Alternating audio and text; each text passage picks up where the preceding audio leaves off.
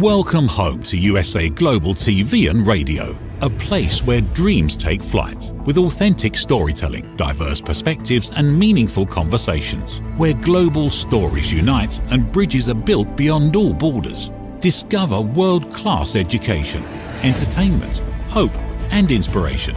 Together, we're building bridges worldwide. Subscribe to our channel, USA Global TV. Download our app, USA Global TV. Be our guest or join our team. Visit usaglobaltv.com. Thanks to our founder and executive producer, Dr. Jacalyn Kerbeck. Music score by Yeffy Tang from Cloud Road Music. Voiceover artist Mike Porter. Creative direction by Paul Garcia. USA Global TV and Radio, your home for global connection. All rights reserved. This video and its contents are the exclusive property of USA Global TV and Radio. Unauthorized use, duplication or redistribution in any form is strictly prohibited. USA Global TV and Radio proudly presents The Corner Bookstore, hosted by Red O'Loughlin.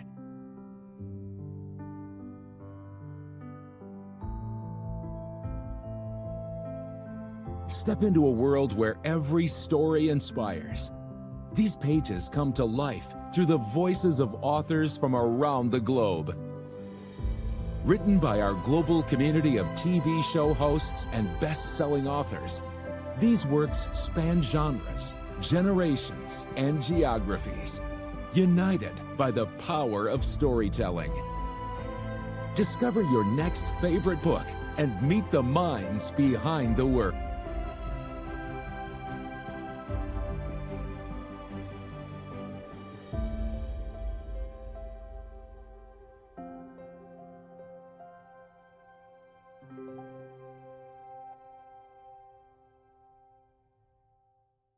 Thursdays, only on USA Global TV and Radio.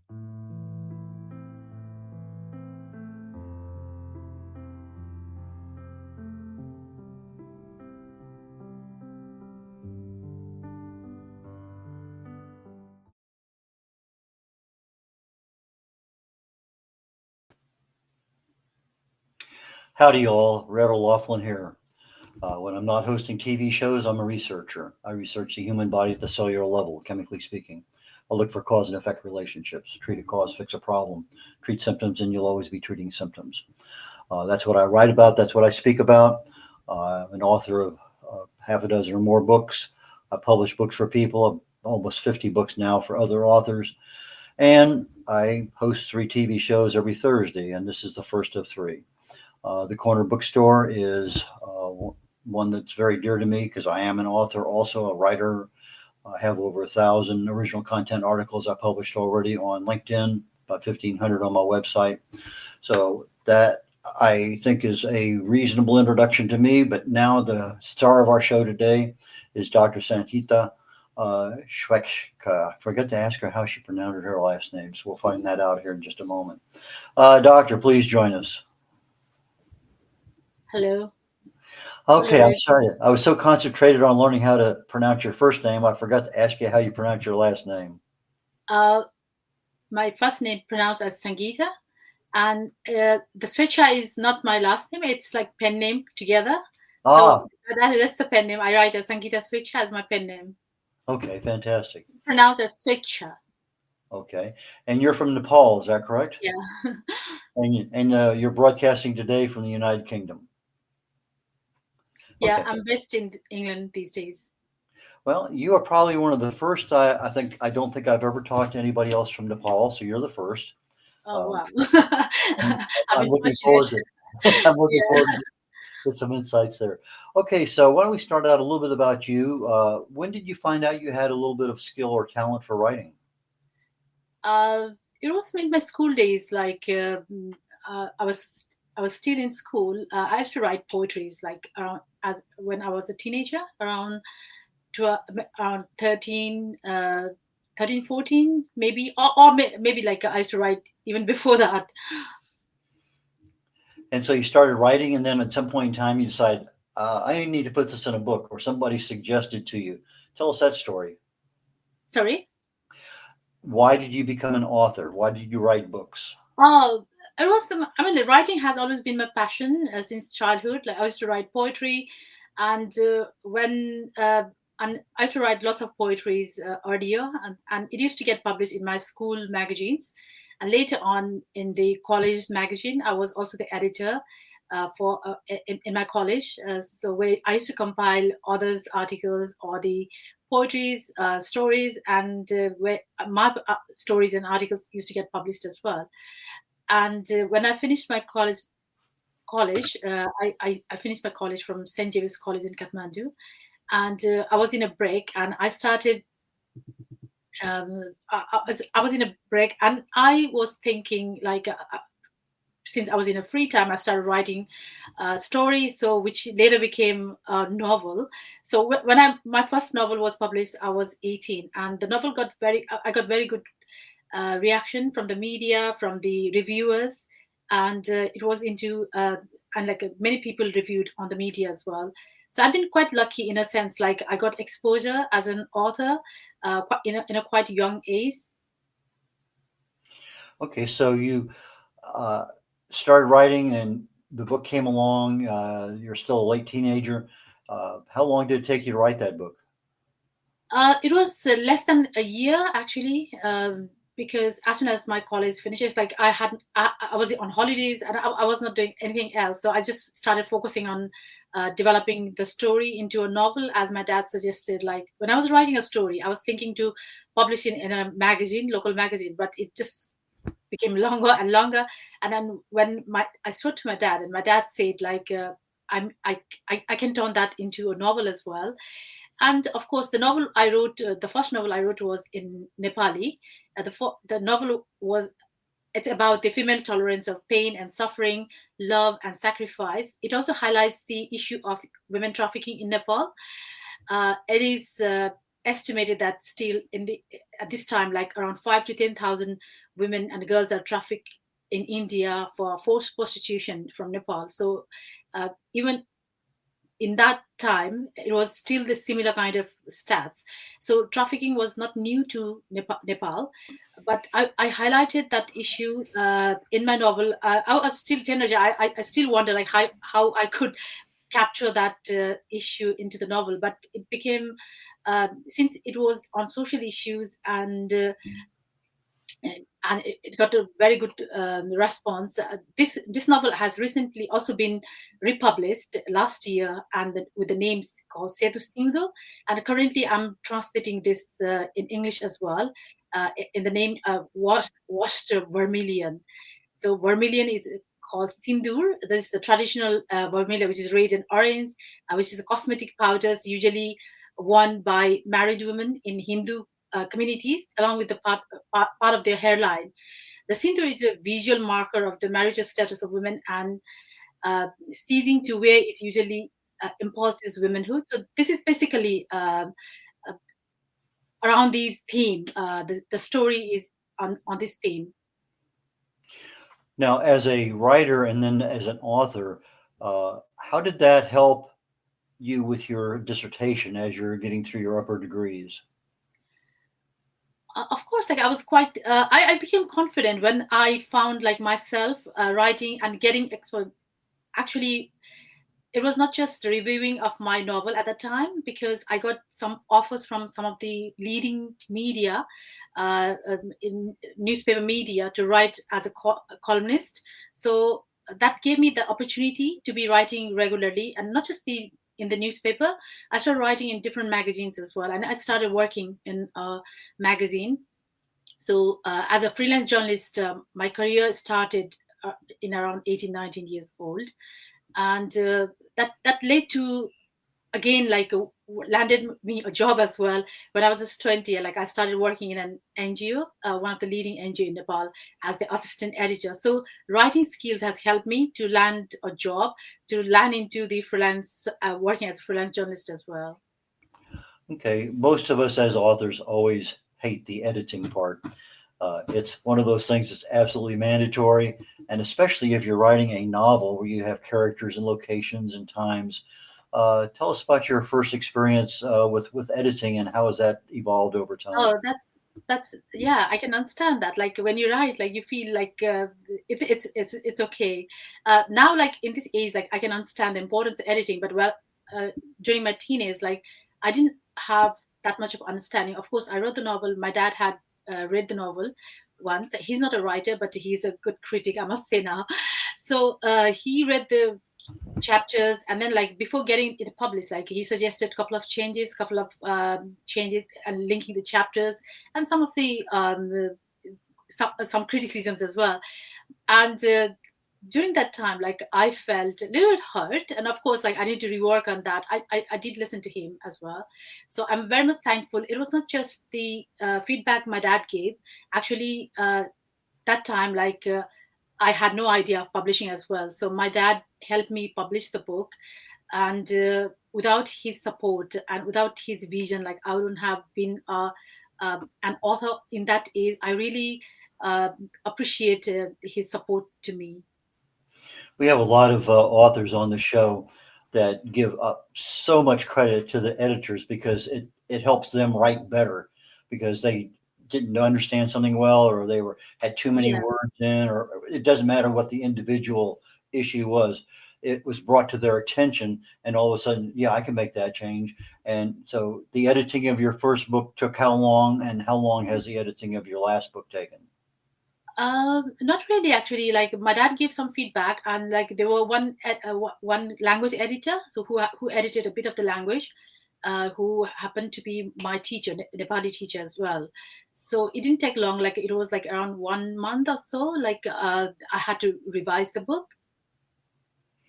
Okay, so but nowadays, I would definitely take longer this time. I mean, like I'm currently working on another novel that is in English, so it will be published in this year. I'm hoping to have this published this year. So the novel has been finalized and everything is done, but I still keep going back and then try to find out, like find out like if there is something, or like there are like a number of beta readers as well, like who has gone through the novel. I'm now more conscious, because at that time, like I had no idea the novel written and that's done. But yeah, luckily I was lucky actually. Like I didn't have to change much. Even when I republished last year, I didn't do anything much changes, just the some grammatical corrections, which was left during the first publication, first edition. That was the things like done. Otherwise, like it was a kind of book I didn't touch much for the republication as well. okay, I noticed that you have your books published in 103 different languages. Uh, No, not really. well, Where's that written? when I first looked at it, it was a couple of lines where there's at least it Oh, seemed that like must be my articles. That's been I write for Global Voices and I cover literature. So I take interviews with the authors or the people involved in Nepali literature, particularly. So the Global Voice is published from the Netherlands, and the articles published on Global Voices. My articles have been translated into several international languages, from Russian, Italian, to Spanish, French, and different languages. So that must be the one, actually, yeah. not the 103 languages. No, I was joking a little bit, but it Oh, just all right. Yeah. you're, you're the first author that we've had more than a single extra language. You know, somebody Oh, might have wow. it in Spanish and English or whatever. So I saw that and maybe I just jumped to the conclusion, oh, your books are published in a half a dozen to a dozen different languages. So But this was my the Nepali short story collection. That was the one like translated into English and published last year as Rose's Odyssey, the book I mentioned. So that was translated by Jayant Sarma, a translator from Nepal.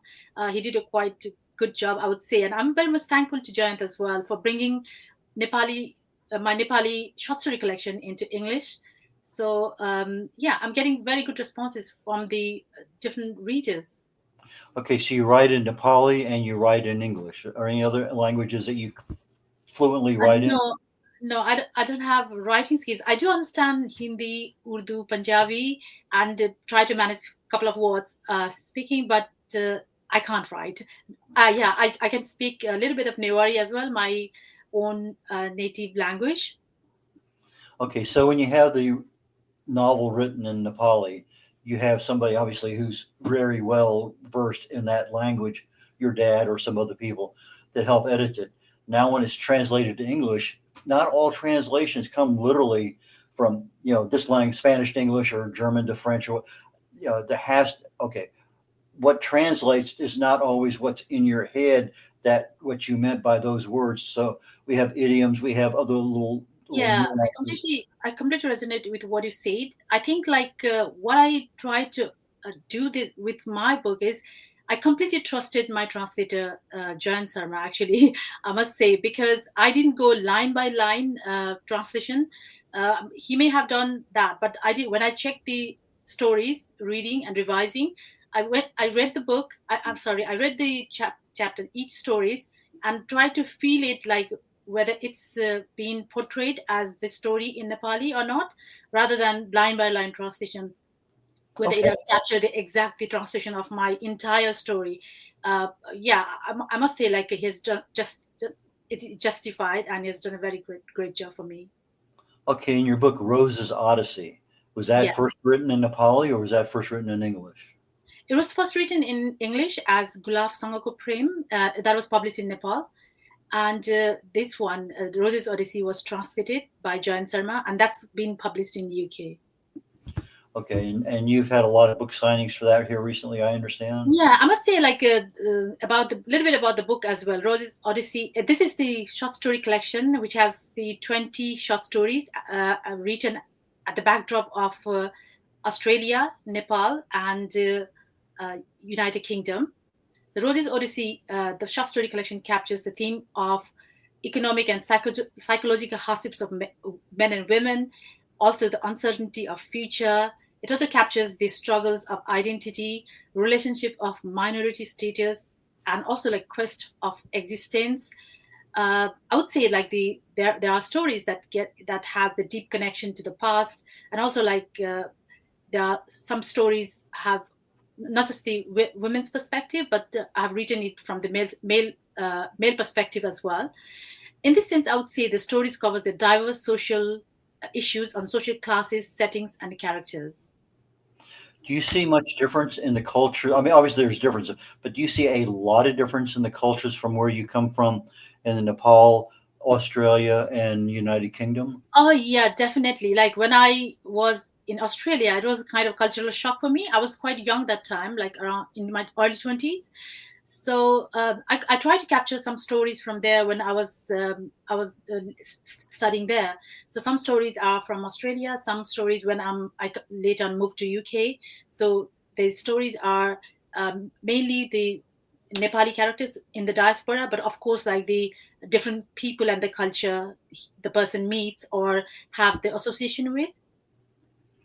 Okay, one of the things we as authors, we mentioned editing, but marketing is another area that we really don't know a whole lot about. Yeah. Now, we're getting ready to go to break here in about a minute and a half, and we're going to talk in the marketing end of things at that point in time. But what social media accounts do you use most for communication, just for letting people know what's going on in your world, your books, and such? Particularly Facebook, and I use X as well, Twitter X, and the other one I post on LinkedIn as well. Okay, so Facebook, LinkedIn, and are you there as the pen name or are you there as a different name? Yeah, I'm there. I'm on Twitter and Twitter X and on Facebook as my pen name, but in LinkedIn, like obviously, like my surname is there. It's called Sangita Shrestha. Yeah, this is the one. So that's my surname, Shrestha. Okay, and I think probably what we're going to do is I want to talk. I want to cover the subject of the, I guess, the Universal Peace Federation when we come back from the break. So I'll ask that question when we come back, and we'll talk a little bit about that. But I still want to cover a couple little things with your writing and your book authoring, and we need to get into your literary projects too. So with that, let's get ready to go into a quick break. We'll be back about a minute and a half. All right, sure. Thank you. Get ready to wear the brand that's changing the world of media. Introducing the official USA Global TV and Radio online store. From our TV show hosts to our incredible global guests, You asked, we delivered. Rep your appearance with pride. Whether you've been on air, hosted a show, or tuned in, we have something just for you. Visit us at usaglobaltvradioshoп.myspreadshop.com and start shopping today. Check back frequently. We're dropping fresh new designs all the time. Showcase your role in our global community. These designs celebrate your voice, your story, your presence. It's more than just merchandise. It's a movement of hope, inspiration, education, and elevated listening. Head to usaglobaltvradioshoп.myspreadshop.com. Your spotlight awaits. USA Global TV and Radio. Elevate your style. Elevate the world.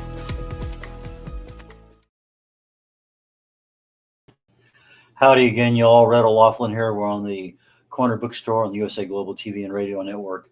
And I am super honored today to have Dr. Sangita Swechcha join us. She is a Nepali living in United Kingdom right now, and we're talking about her books, her literary career, and right now I want to talk a little bit about the Universal Peace Federation before we get back into a little bit more of her books.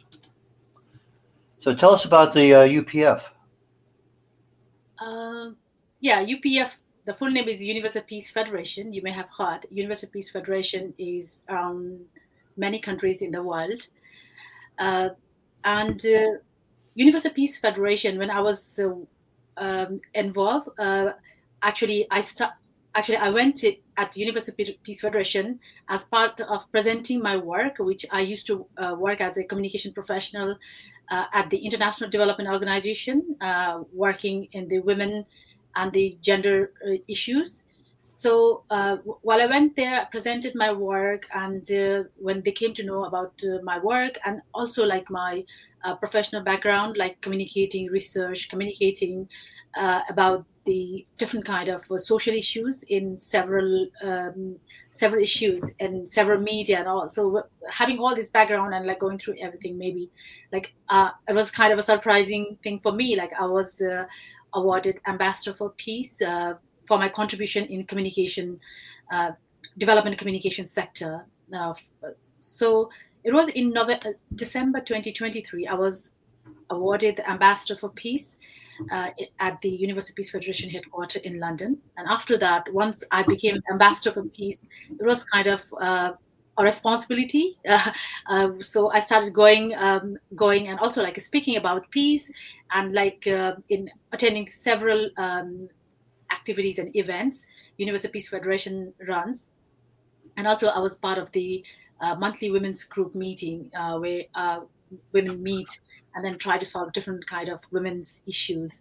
So having had some months of work, almost a year kind of thing, in October 2024, I was appointed the chair of the International Association of Art and Culture for Peace at IAACP. But before that, I had my book, The Roses Odyssey, launched at the Universal Peace Federation, along with the art exhibition that my husband and my daughter are artists. So we had the combined like palette and prose. The event's name was Palette and Prose, and we had this art exhibition. And there were like 3 days we had art exhibition. And when we saw lots of people reactions, getting the book signing going on very well.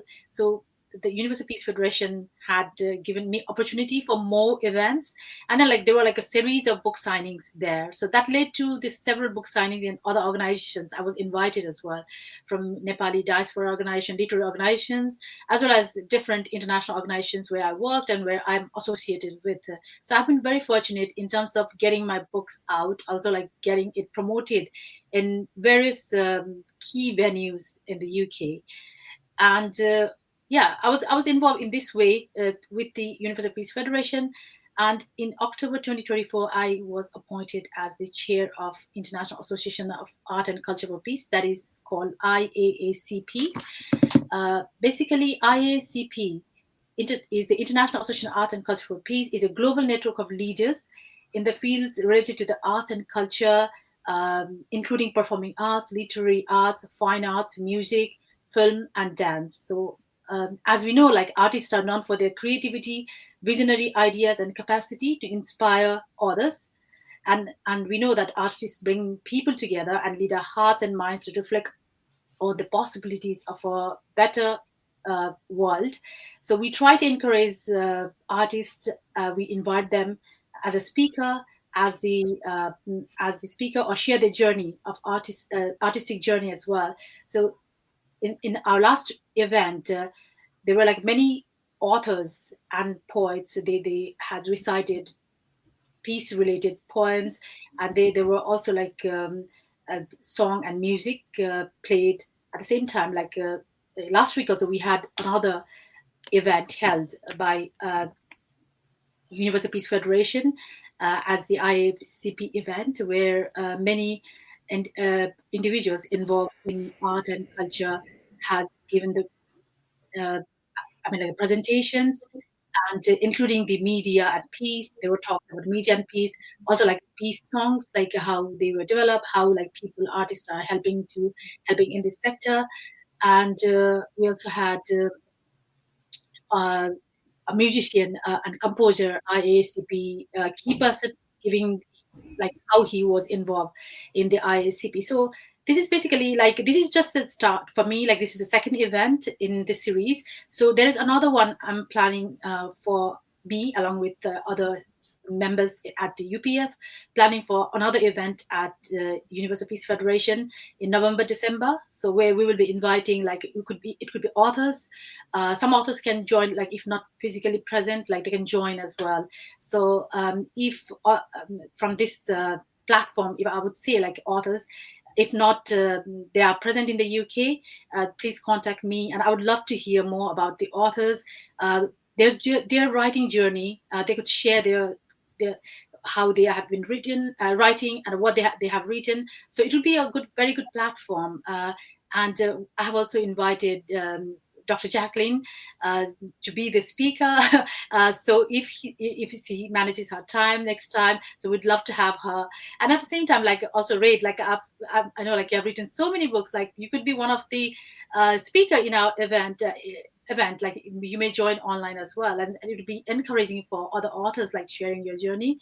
And also like any authors who wants to speak, like we can try to keep a slot when we have we will have the physical event here, but maybe like people who are not in the UK can join. We can manage like one or two speakers online as well. Should I be calling you Dr. Ambassador? So, no, any name. Just Sangita is fine. What you mentioned a lot of literary projects there. Any other ones that are important to you? Yeah, I mean, like as I have shown you, like you have already seen the book. Some of the books that like I would share with you is this book, A Glimpse into My Country. This is a collection of short stories which I edited along with another editor, Andrew Robbie. And this book, I mean, like it's surprising. Like this book was also very much liked by people and the readers. And this book was also selected as the textbook at the University of California, Irvine in 22-23. So it was an honor for us having this listed as the textbook in that year. Also, like there is another book I want to show you, is this one, The Himalayan Sunrise. So this book is on it's a unique collection of interviews, book reviews, features on literary books, poetries, and artworks that will take you on a virtual trip to Nepal's literary landscape in a typical Nepali flavor. So this book also, like I edited along with Karen Vandry. She's at the time, like she was the editor of the Global Literature in Libraries Initiatives, GLLI, in the USA. I'm the founder of Bookhill International, a publishing house in the UK. Rather than the commercial publishing, like I'm more focused on bringing these kind of literary books, which will give some flavor of Nepali literature. So there are a couple of books coming as well this year. It could be my novel, and there's another poetry collection I'm I'm working on. I'm compiling, and particularly this poetry collection is on the theme of like peace, resilience, or empowerment. So if you'd like to contribute to poetry in this poetry collection that will be launched at the Universal Peace Federation, please email me your poetry as well. The poets, the writers, I would love to hear from you. I have almost like over 50% of poets I have collected. So if you'd like to contribute, I'm still collecting. Do you have any audiobooks? No, not yet. But I would love to, yeah. So you're looking at an audiobook probably in English and in Nepali? Yes, definitely. Okay, tell us a little bit about your covers. How do you derive the colors? Who did the cover of your book? Who did them for you, and how? Actually, if I tell you the covers, like this one, the cover, the painting, this is the painting done by my husband. So like, and he designed the cover. So this is it. He's an artist, and also like he's a software engineer as well. So he loves, in a way, like designing and all. So he helped me doing this. And this book cover, this was also designed by my husband. So this is it. And this one, the cover of this book, this one also designed by my husband, and the cover photo taken by my daughter. And she's the one, my daughter, she's also an artist, and she's the one who is on the cover. My daughter is on the cover. So there's another one book. This is this book. This is the cover designed by a cover designer in Nepal. Okay, so nowadays you have a live-in designer for your book covers. Sorry? Nowadays you have a live-in designer. Oh yeah. Yeah. But I would definitely love, maybe like for the next projects, I would see like how I can go, because it's easier. Like we can discuss together, and then okay, I need this kind of book, this kind of cover, and then like of course like he does for me, and it's free of cost as well. So yeah, that's another added advantage. Do you use artificial intelligence for any of your research or writing? Me? Yeah. Not for the literature, but for other, because I'm a communication professional, so I write blogs and articles. So of course, like, I use in a way for getting the information, like of AI, even the googling, like we find like use of AI. So in that sense, yes, but of course not for the literature. I'm still like. I love, since like I'm a writer and I write on my own. Like I feel more closer, right? Like writing about my own things. So I haven't been dependent on any AI at the moment, particularly for the literature. But yes, for the articles and all, like if I need to search any information or search about people, search about the context or background of anything, I do use to find information. I found a couple different clients of mine where they know what they want on the cover and they have difficulty explaining it.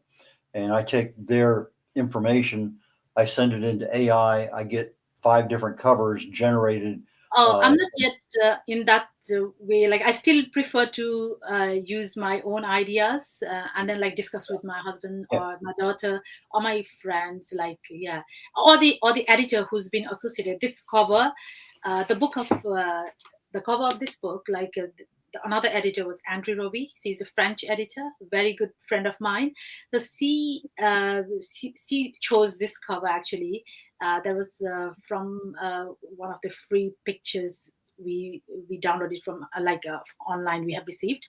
But of course, like that was her vision actually, like like from window seeing the world outside. So this was the entire picture actually, from window seeing the world. So it glimpses into my country, like it just gives the sense like somebody's looking for looking something like a country or a scene from the window. So this is how like we just brainstorm, and then like when she suggested, I quite like it, and then I gave the picture to my husband, and then he designed the cover.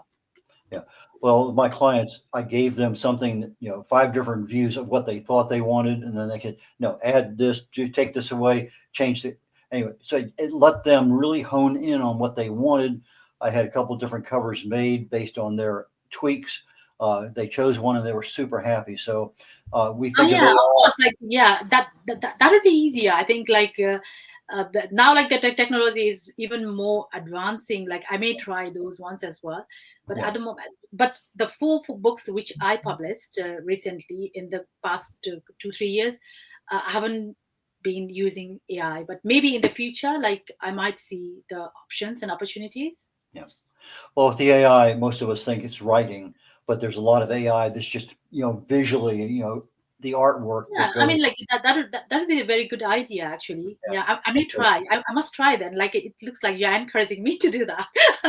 And it didn't Yeah, cost anything but my time, and it really allowed. Okay, yeah, of that's what I course. want, Yeah, but change, add a fence here, whatever they wanted, but it yeah, that's allowed true. them to really clarify in their mind rather than just say, "Give me a cover," and then they don't know what they want.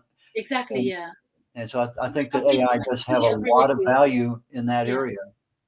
Because the books published, most of the books published are like a year, at least a year or more older, and the AI is more in a fashion recently. So yeah, of course, like I'm also tempted to do that now. Yeah, for my next novel or my next project on the poetry collection I'm working on. So I may try that. Yeah, definitely. Okay, if somebody wants to get in touch with you or wants to buy your books, Dr. Sangita, how do they do that? My all the four books are on Amazon, and one is in Nepali, and also the three books are the Nepali one is for the Nepali readers who may be watching somewhere. It's just a guess, but yeah, if you are a Nepali reader, Nepali or someone who can read Nepali, there are lots of foreigners. I mean, like British people or the American people. Academics read Nepali. They are the scholars in Nepali as well. I shouldn't underestimate. Like they are like many people other than Nepali as well read Nepali.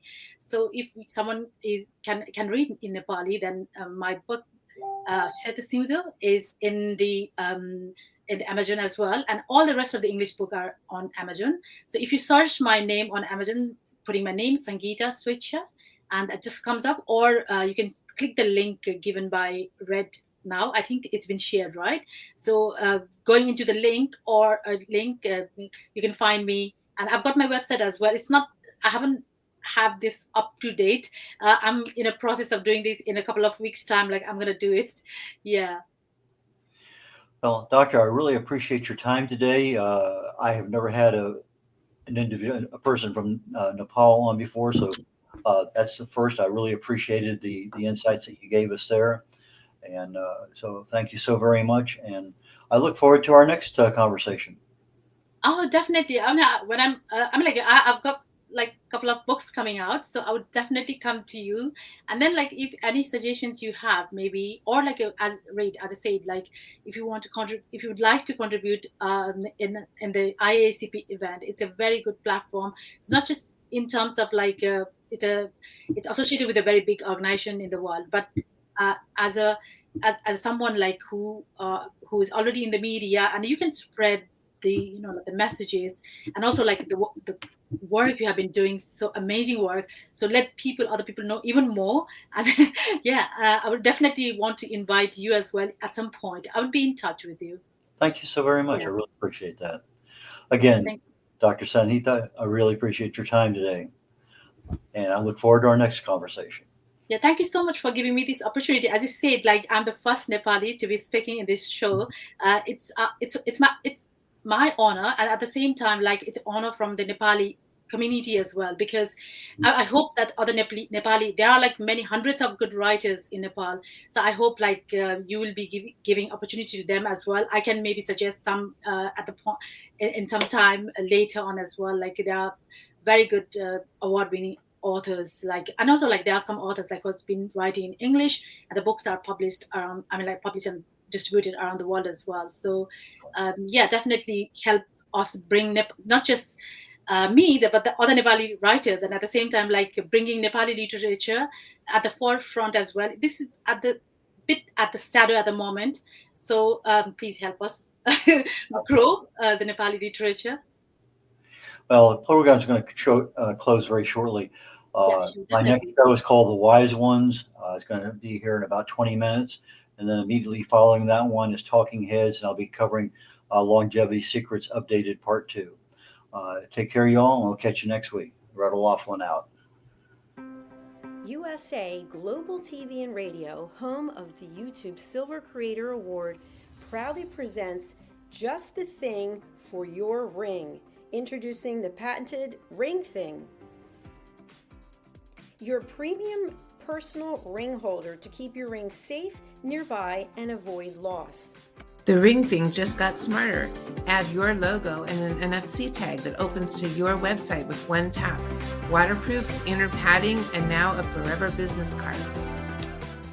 Just the thing for your ring. Scan the QR code seen here to learn more about Ring Thing or place your order. Follow Ring Thing on Instagram at ring_thing_ or go to our website ringthing.com.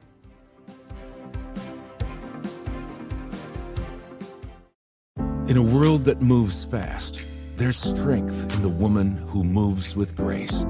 Introducing Bay London, where confidence meets craftsmanship. Each piece is intentionally designed for the woman who knows her worth, crafted from luxurious Italian eco-fabrics that feel as good as they look. With elegant coverage, effortless support, and timeless style, our swimwear celebrates both your body and your essence. Founded by fashion expert Carrie Sykes, Bay London is made for women who want to feel sexy, stylish, and seen. From poolside to beachside, sunrise to sunset, Bay London outfits you for every moment that matters. Because beauty isn't about age, it's how you wear your confidence. Bay London, confidence, elegance, effortless luxury.